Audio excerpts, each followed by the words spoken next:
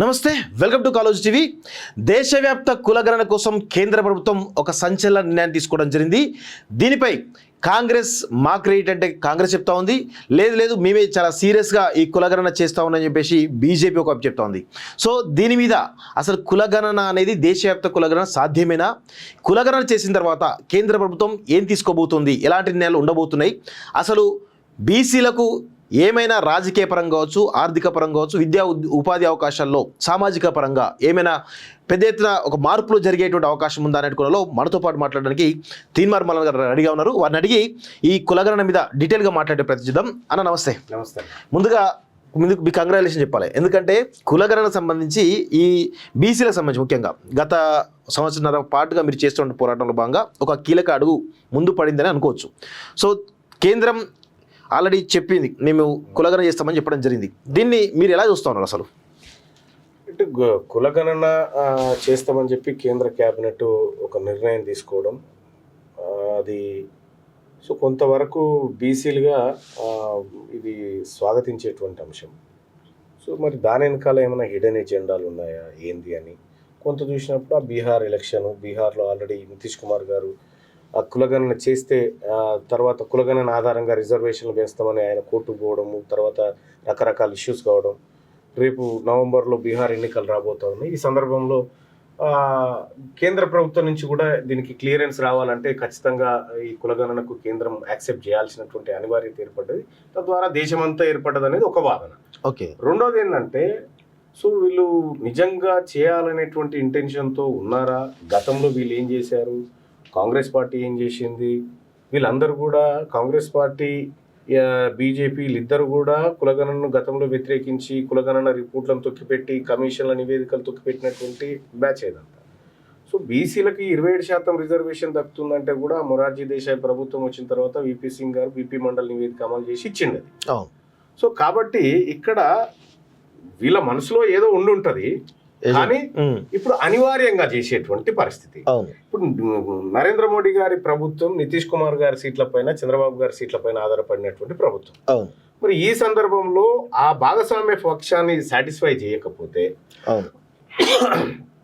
కేంద్రంలో కొంత collision government కాబట్టి ఇబ్బంది ఏర్పడే పరిస్థితులు ఉంటాయనేది ఒక కారణం కావచ్చు. లేదంటే నిజంగానే నరేంద్ర మోడీ గారు బీసీ కాబట్టి బీసీలకు ఇది ఒక కార్యక్రమం చేయాలి, తద్వారా వాళ్ళకి అన్ని రంగాల్లో వాటా పంచాలనేటువంటి ఒక ఆలోచన కూడా ఉండొచ్చు. ఓకే. ఏదేమైనప్పటికీ కూడా 1931లో కులగణన చేసిన తర్వాత 1941లో కూడా కులగణన చేసిరు. అప్పుడు వరల్డ్ వార్ సందర్భంగా అది ఆగిపోయింది, మధ్యలో అయిపోయింది. ఆ తర్వాత కాకా కలేకర్ కమిషన్ వేసిన తర్వాత ఎవరు నెహ్రూ గారు ప్రధానమంత్రి ఉన్నటువంటి సందర్భంలో, సో ఇంకా స్వాతంత్రం వచ్చిన తర్వాత ఇంకా కులాలేంటి, మనం అందరం జాతీయ సమైక్యత అనేటువంటి పదాన్ని తీసుకొచ్చి అందరం సమానం అనేటువంటి భావన కల్పించాలనేది ఆయన చెప్పి ఏం చేసిన కులగణన ఆపేశారు. కులగణన ఆపేసి ఖాళీ సెన్సస్ చేసుకుంటూ పోయారు. సెన్సస్ చేస్తున్నటువంటి క్రమంలో కూడా అనేకమైనటువంటి ఇటు డిఎంకే కానీ, అటు సమాజ్వాదీ కానీ, ఆర్జేడీ కానీ పదే ఈ అంశాన్ని చెప్పినాయి, కులగణన చేయాలని. ఇవాళ రాహుల్ గాంధీ గారు ఇవాళ చెప్తున్నారు, కానీ డిఎంకే, సమాజ్వాదీ పార్టీ అలాగే ఆర్జేడీ వీళ్ళు ఎప్పటి నుంచో ఈ డిమాండ్ ను తీసుకొచ్చినారు. సో కాకపోతే ఏంటంటే వీళ్ళకు ఉన్నటువంటి బలాబలాల దృష్ట్యా వాళ్ళు పార్లమెంట్ లో ఆ మాట ప్రాంతీయ పార్టీలు కాబట్టి నెగ్గించలేకపోయారు. కానీ ఇది కొలిషన్ గవర్నమెంట్ కాబట్టి ఇప్పుడు తప్పదు. ఇప్పుడు నరేంద్ర మోడీ గారికి 300 సీట్లు ఉంటే ఈ టాపిక్ ఎందుకు ఉంటది? అది లేదు, ఇతరం మీద ఆధారపడ్డారు కాబట్టి ఈ అనివార్యత ఏర్పడ్డదని నేను అనుకుంటున్నాను. నెహ్రూ గారు ఎప్పుడైతే దీన్ని తొక్కిపెట్టిన తర్వాత ఇందిరాగాంధీ హయాం వరకు కూడా ఈ క్యాస్ట్ల పైన అనేకమైనటువంటి ఆందోళన జరిగినప్పటికీ ఆమె పెద్దగా పట్టించుకోలేదు. మరి ముఖ్యంగా బీసీలకు సంబంధించి తీవ్రమైనటువంటి అన్యాయం. 1952 నుంచి ఎస్సీ ఎస్టీల లెక్కలు తీస్తా ఉన్నాం, కానీ బీసీల మాత్రం లెక్కలు తీయలేదు. ఆ లెక్కలు తీయాలనేటువంటి ఉద్దేశంతో ఆ రోజు మొరార్జీ దేశాయ్ ప్రభుత్వం కమిషన్ నియమించినటువంటి సందర్భంలో బీపీ మండల్ గారేమో ఈ మండల్ కమిషన్ అని తిరిగితే కమండల్ యాత్రని బీజేపీ పెట్టి దీన్ని డామినేట్ చేసి అసలు బీసీల రిజర్వేషన్ అంశాన్ని రామ మందిరంతో ముడిపెట్టి పక్కకు పారేసింది. సో అట్లా భారతీయ జనతా పార్టీ ఆ దశలో మోసం చేసింది. కాంగ్రెస్ పార్టీ 1952 నుంచి మోసం చేసుకుంటూ వస్తుంది. సో అంతో ఇంతో బీపీ మండల్ గారు మొరార్జీ దేశాయ్ ప్రభుత్వంలో విపి సింగ్ గారు చేసినటువంటి రిజర్వేషన్ 27. ఈ 27 కూడా పూర్తి స్థాయిలో ఇంప్లిమెంట్ అవుతుందంటే లేదు. 2022-23 నివేదిక ప్రకారం కేంద్ర ప్రభుత్వ ఉద్యోగాల వర్గాలలో 27% రిజర్వేషన్ బీసీలకు దక్కాలి, కానీ 22% మాత్రమే భర్తీ అయినాయి. ఇంకా 5% ఉద్యోగాలు బీసీలకు దక్కాల్సిన ఉద్యోగాలు దక్కలేదు. అంటే రాజ్యాంగంలో మనకి కొంత 27% రిజర్వేషన్ దొరికినా ఇంప్లిమెంటేషన్ చేసే కాడ కూడా ఇబ్బందులు. సో ఇప్పుడు కులగణన చేస్తున్నటువంటి అంశంలో ఈ కులగణన చేసిన తర్వాత కులగణన లెక్క పెట్టి వదిలేస్తామంటే సరిపోదు. లెక్క పెట్టి పక్కకు పారేస్తామంటే కాదు కదా. ఈ రాజ్యంలో వాటా కావాలి, ఈ సంపదలో వాటా కావాలి, అవకాశాల్లో వాటా కావాలి. ఇప్పుడు భారత సుప్రీంకోర్టు తీసుకొచ్చి 50% సీలింగ్ అని చెప్పి ఇందిరా సహాని కేసులో ఏదైతే పెట్టిరో ఆ స్లాబ్ ఎత్తేయాలి. బీసీలకు రిజర్వేషన్ ఇద్దామన్నప్పుడు స్లాబ్ వస్తుంది, ఈడబ్ల్యూఎస్ కి ఇద్దామన్నప్పుడు ఏ స్లాబ్ లేదు. అటు సుప్రీంకోర్టు కూడా సపోర్ట్ చేయదు, ఇటు ఏం సపోర్ట్ చేయదు. సరే అవి కోర్టులలో నడుస్తా ఉన్నాయి ఆ వ్యవహారాలు. కానీ ఇక్కడ కులగణన చేసిన తర్వాత దేశవ్యాప్తంగా బీసీలకు రావాల్సినటువంటి రాజకీయ వాటాను కూడా ఫిక్స్ చేయాలి. పార్లమెంట్లో బీసీలకు ఎన్నికల్లో ప్రజాస్వామ్య ఎన్నికలలో రిజర్వేషన్ దక్కే విధంగా పార్లమెంట్ ఒక చట్టం చేయాలి. అది చేసినప్పుడు ఈ కులగణనకు అర్థం ఉంటుంది. 50% స్లాబ్ ఎత్తేసినప్పుడు ఈ కులగణనకు అర్థం ఉంటుంది. సో దానికోసమే ఇవి జరగాలని మేము కోరుకుంటా ఉన్నాం. దీన్ని ఒక మంచి వాతావరణంతోనే స్వీకరిస్తా ఉన్నాం బీసీ. అయితే ఇక్కడ నిన్న రాహుల్ గాంధీ గారు ప్రెస్ మీట్ పెట్టి మీరు అన్నారు ఇంతకుముందు 50% రిజర్వేషన్ ఎత్తేయాలి, పరిమితి ఎత్తేయాలని చెప్పి చెప్తా ఉన్నారు. అసలు దీని తర్వాత అంటే కాంగ్రెస్ పార్టీ మేనిఫెస్టో కూడా, జాతీయ స్థాయి మేనిఫెస్టో కూడా కులగణన చేపట్టచ్చు అన్నారు. అంటే దీనిలో మొత్తానికైతే ఈ కులగణన సంబంధించి కాంగ్రెసే ప్రధానమైనటువంటి కీలక భూమిక అనుకోవచ్చా? అంటే కాంగ్రెస్ భాగస్వామ్యం, కాంగ్రెస్ దాని కానీ రాహుల్ గాంధీ గారి భాగస్వామ్యం అయితే స్పష్టంగా ఉంది. ఎందుకంటే గతంలో ప్రాంతీయ పార్టీలుగా ఉన్నటువంటి లాలూ ప్రసాద్ యాదవ్ కానీ, తర్వాత ములాయం సింగ్ యాదవ్ గారు కానీ, ఇటు కరుణానిధి గారు కానీ, ఈ పార్టీలన్నీ కూడా ప్రాంతీయ పార్టీలు అయినప్పటికీ కూడా ఆ డిమాండ్ను సుదీర్ఘకాలం నుంచి చేసినాయి. 1916లోనే మద్రాస్ ప్రావిన్స్లో ఒక కమిషన్ వేసి 1921లో అక్కడ బీసీ రిజర్వేషన్ తీసుకొచ్చారు, బ్రాహ్మణేతరుల రిజర్వేషన్ తీసుకొచ్చారు. అంటే ఆ చైతన్యం అక్కడ ఉంది. దాన్ని దేశవ్యాప్తంగా చేయాలి స్వతంత్ర భారతదేశంలో అనేది ఈ పార్టీల ఉద్దేశం అయినప్పటికీ కూడా సుదీర్ఘకాలం పాటు వాళ్ళ చేతిలో పూర్తి స్థాయి అధికారం లేక మరుగునపడ్డది. ఎప్పుడైతే రాహుల్ గాంధీ గారు ఆయన ఇప్పుడు ప్రధానమంత్రి స్థాయిలో ఉన్నటువంటి వ్యక్తిగా మనం ఊహించుకుంటా ఉంటాం, ఆ పార్టీ కూడా చెప్తా ఉంటుంది.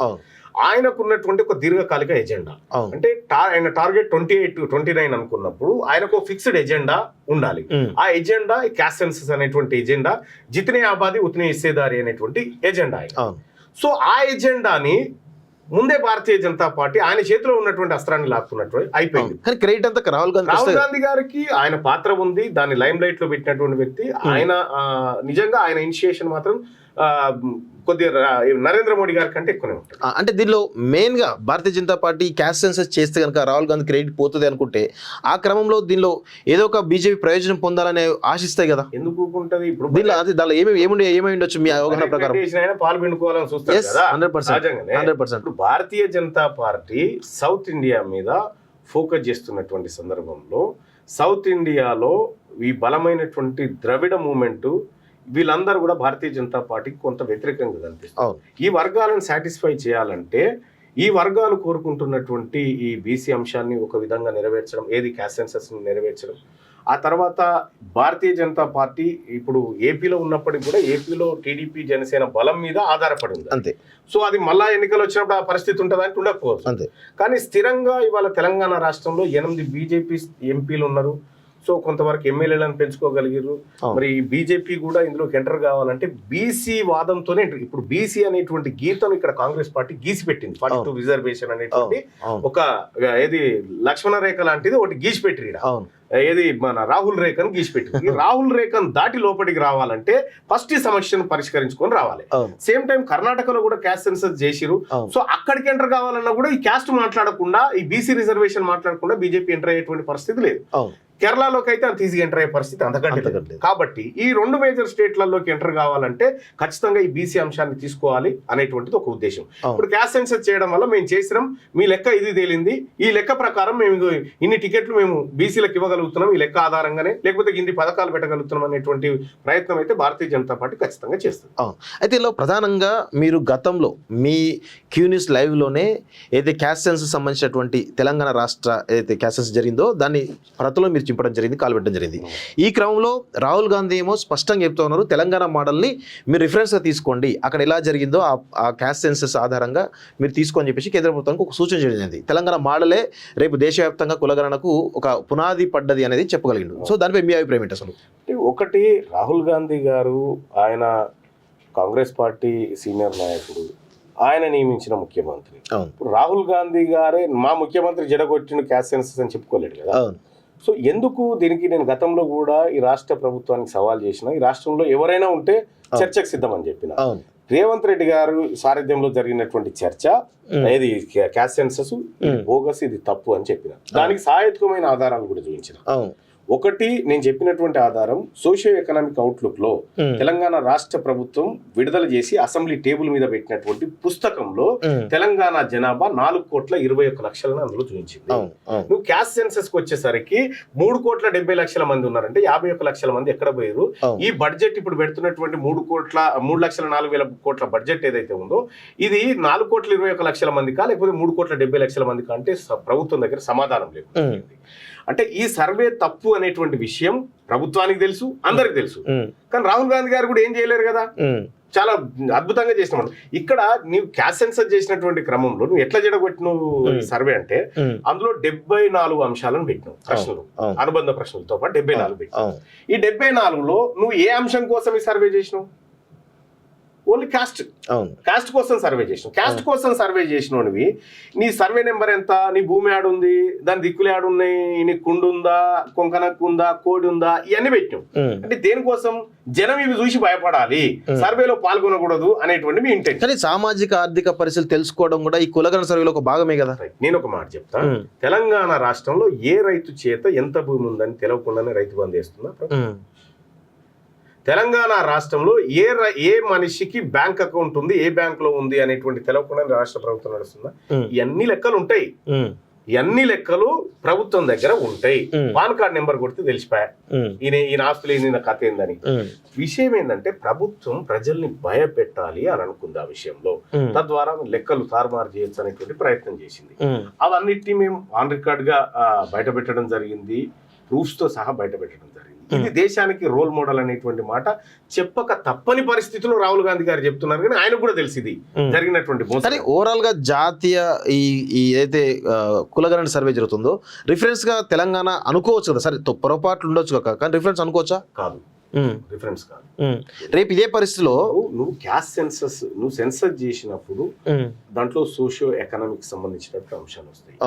అయితే ఈ సెన్సస్ తో పాటు కులగణన అనేటువంటి కాలం ఏది, ఈ కులానికి సంబంధించినటువంటి ఒక కాలమే ఉండాలి. దాంట్లోనూ వాళ్ళ ఆర్థిక పరిస్థితులు, వాళ్ళకి ఏమున్నాయి ఏం లేవు అనేటువంటి ఈ 74 క్వశ్చన్స్ ఏవైతే ఉన్నాయో ఇది పెట్టుకొని పోతే ఫెయిల్ అవుతుంది. ఇది పెట్టుకొని పోతే ఫెయిల్ అవుతుంది. కేంద్ర ప్రభుత్వం ఏ విధంగా ఈ కులగణనలో భాగంగా ఆర్థిక సామాజిక పరిస్థితులు ఏ విధంగా అనలైజ్ చేయగలుగుతుంది? ప్రభుత్వం దగ్గర ప్రతిసారి లెక్కలు ఉంటాయి. ప్రభుత్వం దగ్గర మనం లెక్కలు ఉంటాయి, కానీ సర్వే ద్వారా దానికి ఒక సర్వే కమిషన్ నియమించి తద్వారా అథెంటిక్ వెరిఫై చేస్తా ఉన్నాం అనేటువంటి మాట చెప్పడం కోసం అది చేస్తారు. ప్రభుత్వం దగ్గర లెక్క లేకుండా, ప్రభుత్వానికి ఏం తెలియకుండా ఈ భారతదేశంలో పొయ్యిల బూడిద కూడా లేదు, అన్నీ ఉంటాయి.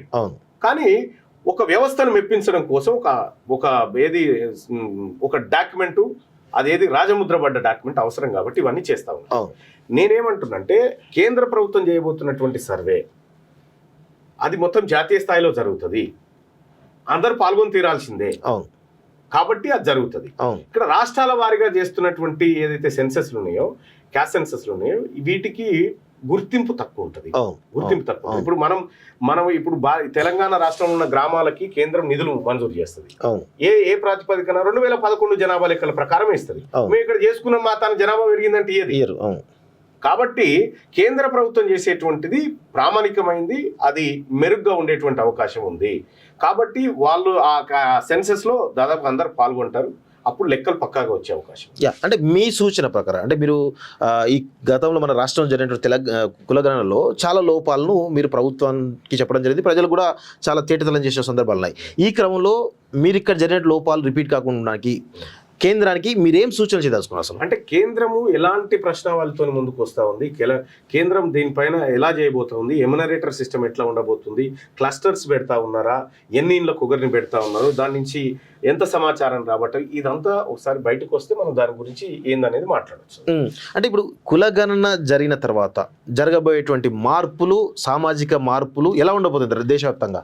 సో ఖచ్చితంగా ఇది ఒక విప్లవాత్మకమైనటువంటి మార్పు అయితే రాజకీయంగా తర్వాత అన్ని రంగాల్లో కూడా వచ్చేటువంటి మార్పు.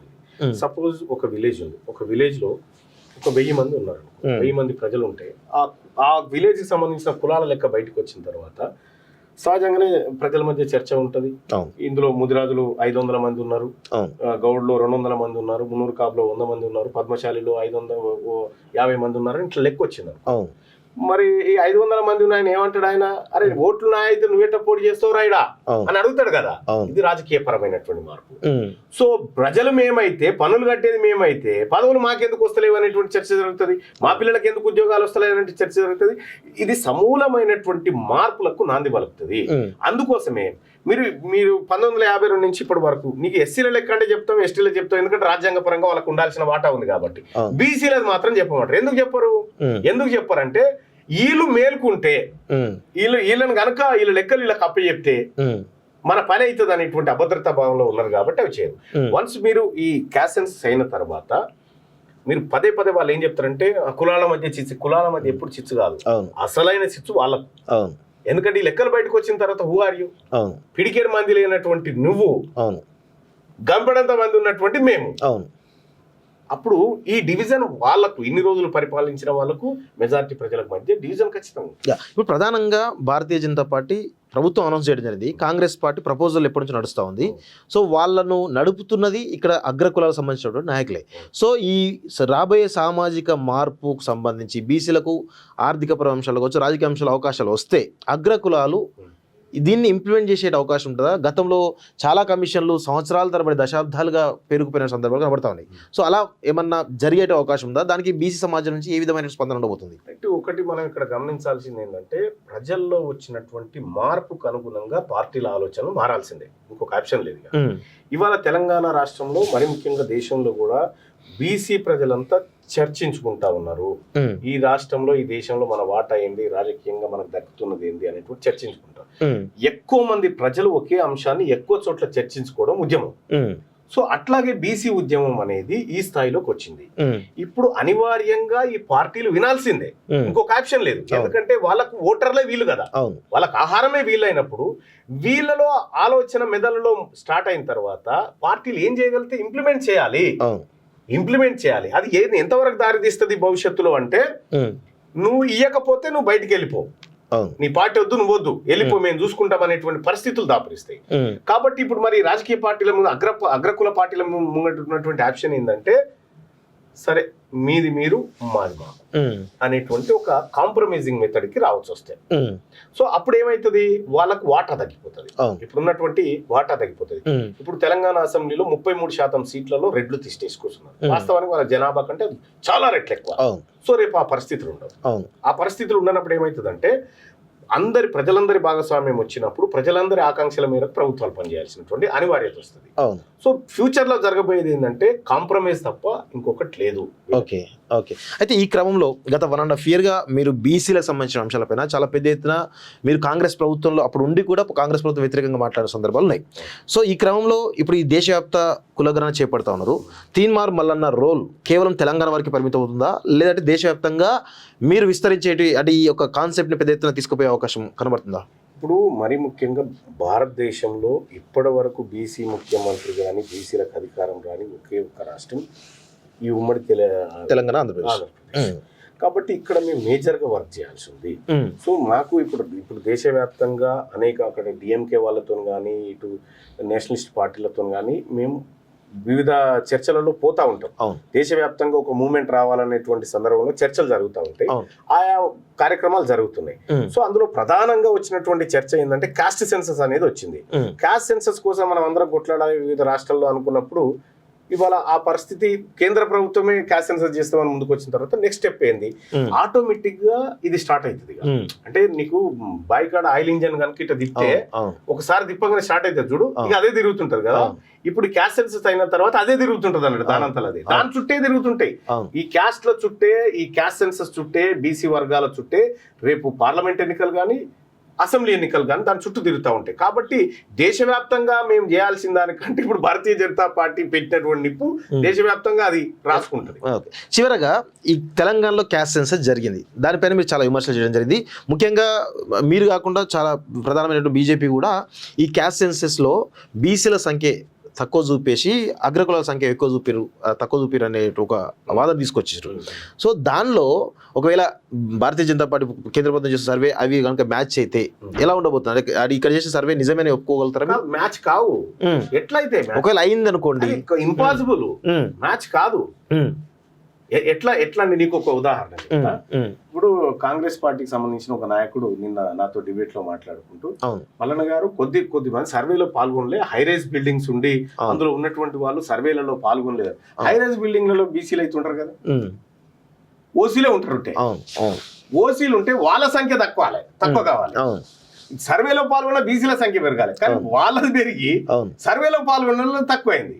అంటే ఒక అర్థం పర్థం లేనటువంటి చర్చను ఆ వర్గాల నుంచి చెప్తున్నప్పటికీ కూడా ఇక్కడ తెలంగాణ రాష్ట్రంలో ఎట్టి పరిస్థితుల్లో రేపు జరగబోయేటువంటి సెంట్రల్ సెన్సస్, ఈ రాష్ట్రం చేసినటువంటి సెన్సస్ మిస్ మ్యాచ్ అవుతాయి 100%. అందుకోసమే వీళ్ళు పూర్తి స్థాయిలో సెన్సస్ ఎందుకు చెప్తలేరంటే ఈ రేపు పొద్దుగాల చేస్తే ఈ తేడా వస్తుందని ఈ 2-3% ఇట్లా పక్కకు పెట్టి. ఓకే. సో లక్కీగా ఏంటంటే వీళ్ళు పక్కకు పెట్టిన వాళ్ళు పెట్టక ఇంకొక ఇంతమంది పాల్గొనలేదని చెప్పి అట్లా దొరికిరు అన్నట్టు. సో వీళ్ళు రేపు పొద్దుగాల సెంట్రల్ చేసేటువంటి క్యాస్ట్ సెన్సస్ కి తెలంగాణ రాష్ట్రం చేసిన క్యాస్ట్ సెన్సస్ కి చాలా ఫరాక్ ఉంటది, అది స్పష్టంగా కనిపిస్తుంది. సో చివరగా ఈ క్యాస్ట్ సెన్సెస్ గురించి బీసీ సమాజానికి మీరు ఏం చెప్పదలుచుకున్నారు? ఒకటి, ఇది రేర్ ఆపర్చునిటీ. ఓకే. ఎందుకంటే మన ప్రభుత్వాలు లేవు, మనకు అధికారం లేదు, కానీ మనందరి కృషితోని మనందరి ఆవేదనతోటి ఇవాళ ఒక ఆలోచన కేంద్ర కేబినెట్ టేబుల్ మీదకి ఎక్కింది. క్యాస్ట్ సెన్సస్ చేస్తామనేటువంటి మాట చెప్పింది. దీన్ని మనం అందరం కూడా వినియోగించుకోవాలి. మరీ ముఖ్యంగా బీసీ ప్రజలారా, మీరు కులగణంలో విస్తృతంగా పాల్గొనాలి. ఈ సెన్సెస్ లో పాల్గొని మన వాటాని మనం అందులో ప్రతిబింబింపజేస్తే రేపు ఈ వాటా తగ్గట్టుగానే రావాల్సినటువంటి అన్ని అవకాశాలు వస్తాయి. ఒకానొక దశలో క్యాస్ట్ సెన్సస్ చేయడం అంటే బీసీల చేతికి రాజ్యాధికారాన్ని ఇవ్వడమే. సో అది జరిగేటువంటి అవకాశం ఉంది. కాబట్టి ఈ అవకాశాన్ని అందరు ప్రజలు, మరీ ముఖ్యంగా బీసీలు దీన్ని ఆపర్చునిటీగా భావించి దీన్ని విజయవంతం చేయాలని కోరుతున్నాను. మీరు ఇప్పుడు ఈ దేశవ్యాప్త కులగణంలో రాహుల్ గాంధీ వైపు నిలబడబోతున్నారా, మోడీ వైపు నిలబడబోతున్నారా? నేను నా కాళ్ళ మీద నిలబడతా. నేను అంటే జాతీయ స్థాయి వాళ్ళిద్దరే మెయిన్ కదా. నేను ఇంటర్వ్యూ స్టార్టింగ్ లోనే వీళ్ళిద్దరు ఈ వర్గాలకు చేసిన మోసాల గురించి చెప్పాను. సో అవన్నీ తెలిసిన తర్వాత ఎవరి దిక్కు నిలబడతాం అంటే నేను బీసీల దిక్కు నిలబడతా. ఓకే. కాబట్టి మా స్టాండ్ క్లియర్. మేము బీసీల పక్షాన ఉంటాం, బీసీల తరఫున రాజకీయాలు చేస్తాం, బీసీల కోసమే రాజకీయాలు చేస్తాం. Okay, thank you very much అన్న. సో ఇది మొత్తానికైతే తీన్మార్ మల్లన్న దేశవ్యాప్త కులగణన పైన జరగబోయేటువంటి భవిష్యత్ పరిణామాలు ఏ విధంగా ఉంటాయి, ప్రస్తుతం ఏ విధంగా ఈ యొక్క పార్టీలు, జాతీయ పార్టీలు, అగ్రకుల పార్టీలు ఏ విధంగా మోసం చేస్తాయని చెప్పుకోవడంలో వాళ్ళు చాలా క్లియర్గా చెప్పడం జరిగింది. చూద్దాం మరి దేశవ్యాప్త కులగణన తర్వాత ఈ దేశంలో సామాజిక మార్పులు ఏమైనా జరుగుతాయా లేవా, బీసీలకు ఎలాంటి అవకాశాలు రాబోతున్నది నాకు తెలిసి 2-3 సంవత్సరాలు తెలియజేటువంటి అవకాశం అయితే కనబడుతుంది. చూస్తున్నాండి college TV. Thank you very much.